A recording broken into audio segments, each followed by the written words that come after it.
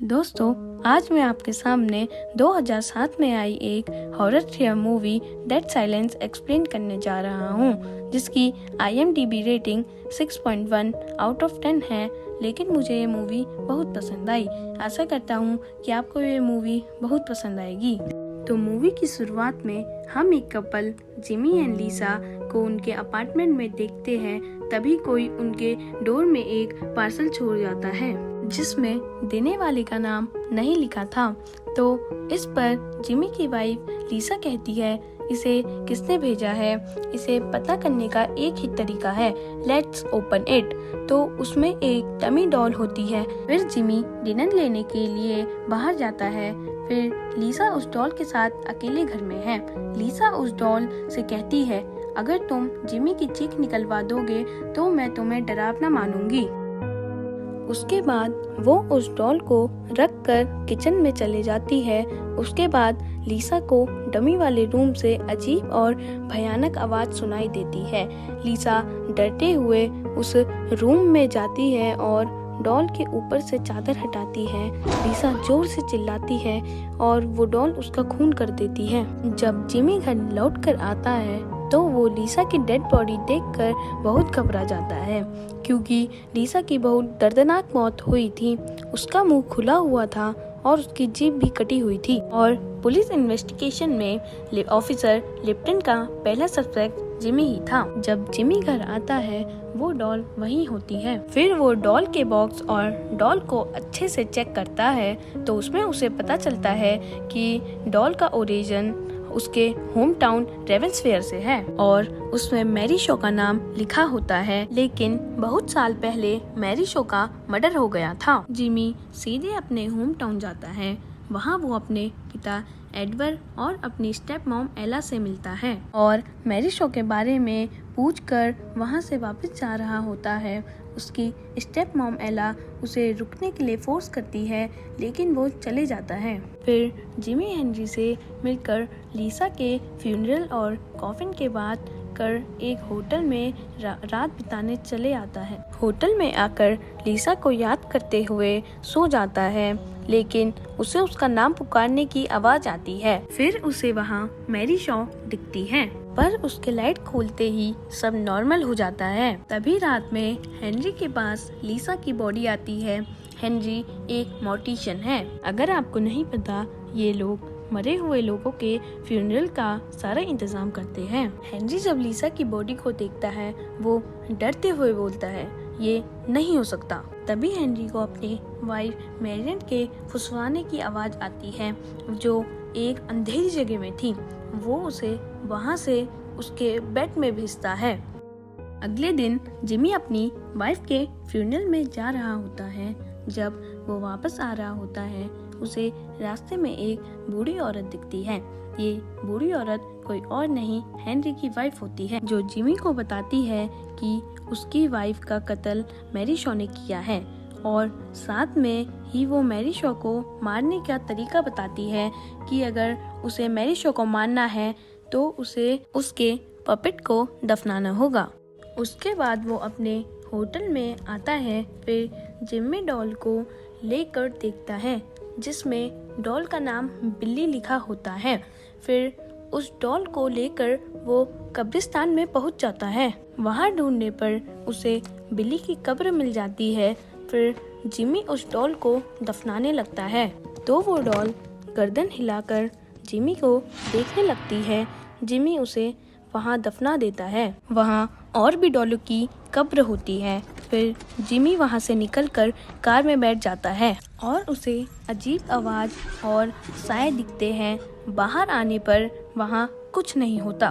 फिर वो होटल में पहुंचता है और फेस वॉश कर रहा होता है। जैसे ही वो मुंह धोकर बाहर आता है, शॉकिंगली डॉल उसके रूम में होती है। साथ ही ऑफिसर लिप्टन उससे कहते हैं, तुमसे शहर से बाहर जाने के लिए मना किया था, तो तुम शहर से बाहर कैसे गए? जिम्मी कहता है, मैं अपनी बीवी को दफनाने गया था। ऑफिसर कहता है, सिर्फ बीवी को नहीं। तब जिम्मी इस डॉल और मैरी शॉ के बारे में बताता है कि मैरी शॉ को उसके डॉल के साथ दफनाने गया था और अगर आप उसे देखें तो चीखना मत वरना आप मारे जाओगे। वो ऑफिसर उसकी बात पर विश्वास नहीं करता और उसी होटल में रुक जाता है। फिर जिम्मी मैरियन के पास पहुंचता है और उससे मैरी के बारे में पूछता है। तभी हेनरी वहां आकर बोलता है उसका नाम मत लो और मैरी के बारे में बताने लगता है। मैरी एक मशहूर वेंट्रिकुलिस्ट थी। हेनरी कहता है मैरी के लास्ट शो में भी वो वहीं था। तब माइकल नाम का लड़का कहता है कि उसने शो के दौरान मैरी के होठ हिलते देखे और डॉल नहीं मैरी बोल रही थी। इससे मैरी को बहुत गुस्सा आता है। उसके कुछ दिन बाद वो बच्चा गायब हो गया और इसके बाद लोगों का शक मैरी शो पर हुआ और उसकी हत्या कर दी गई। उसने अपनी वसीयत में लिखा था उसके डॉल्स भी उसके साथ दफन किए जाए क्योंकि उसकी डॉल उसके बच्चे थे। फिर हेनरी का फ्लैशबैक दिखाते हैं। उसके फादर भी एक मॉर्टिशियन थे। उनके पास मैरी शो की बॉडी आई थी और वो बिल्कुल एक पपेट जैसी थी। फिर हेनरी उसे पिक्चर दिखाता है जिसमें रावेंसफेयर में मैरी शो के मरने के बाद मारने वालों की फोटो थी और सबकी जीप कटी थी। दूसरी तरफ ऑफिसर लिप्टन डॉल्स की सभी कब्रें खोद रहा होता है और जिम्मी पुराने थिएटर में जाता है। वहाँ देखने और तोड़ने पर जिम्मी को एक डायरी मिलती है जिसमें डॉल्स के स्ट्रक्चर बने थे और लिखा था to make the perfect doll. उसके बाद हेनरी के घर का सीन दिखाया जाता है जहां उसकी वाइफ डॉल से बात कर रही होती है। गुस्से में आकर हेनरी उस डॉल को ले जाता है। तभी उसे उसी अंधेरी जगह से आवाज आती है जहां शुरुआत में हमें हेनरी की वाइफ को दिखाया गया था। हेनरी वहां टॉर्च लेकर ये सोचकर जाता है कि वहां उसकी वाइफ है। तभी अचानक से दरवाजे बंद हो जाते हैं और वहां उसे तभी मैरी शो दिखती है और उसके चीखने पर उसे बाकियों की तरह मार देती है। तब हमें जिम्मी दिखता है जो अपने फादर के पास जाता है और कहता है आपको सब पता होने पर भी मुझे कुछ क्यों नहीं बताया मैरी शो के बारे में। तब जिम्मी के पिता बताते हैं एक दिन अचानक उनके अंकल माइकल मतलब वो छोटा बच्चा अचानक गायब हो गए। तो उनके परिजनों का शक मैरी शो पर था। तो उन्होंने रावेंसफेयर के लोगों के साथ मिलकर मैरी के पास गए और उसे चीखने पर मजबूर किया और उसकी जीभ काटकर हत्या कर दी। तभी वहाँ ऑफिसर लिप्टन आता है और जिम्मी से कहता है वहाँ से 100 की 100 कब्रों से डॉल गायब है।